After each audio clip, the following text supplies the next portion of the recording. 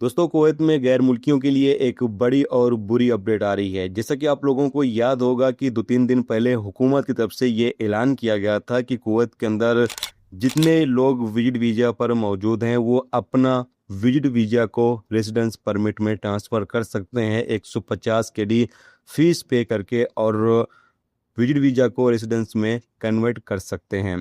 लेकिन दोस्तों, अब एक बड़ी अपडेट आ रही है कि हज़ारों गैर मुल्कियों ने जो अपना विजिट वीज़ा को रेसिडेंस परमिट में ट्रांसफ़र करने के लिए अप्लाई किया हुआ था, उनका एप्लीकेशन को खारिज कर दिया गया है, रद्द कर दिया गया है। कुछ एप्लीकेशन को एक्सेप्ट किया गया है, जबकि ज़्यादातर एप्लीकेशन को खारिज कर दिया गया है, रद्द कर दिया गया है।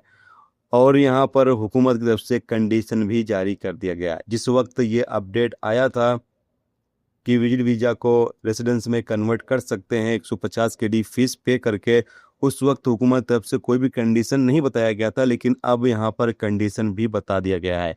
और बताया ये गया है कि जिन प्रवासियों की सैलरी 800 केडी है, उनके बीवी बच्चे हैं या कोई लेडीज़ है तो उनके हस्बैंड और बच्चे हैं, तो वो लोग अपने बीवी बच्चों के विजिट वीज़ा को रेसिडेंस में कन्वर्ट कर सकते हैं। जबकि यहाँ पर यह भी कंडीशन रखी गई है कि अगर कोई लड़का है यानी बेटा है तो उसकी उम्र 18 साल से ज़्यादा नहीं होनी चाहिए, और कोई बेटी है तो उसकी उम्र 21 साल से ज़्यादा नहीं होनी चाहिए। अगर ज़्यादा है तब भी विजिट वीज़ा को रेसिडेंस परमिट में ट्रांसफ़र नहीं किया जा सकता है।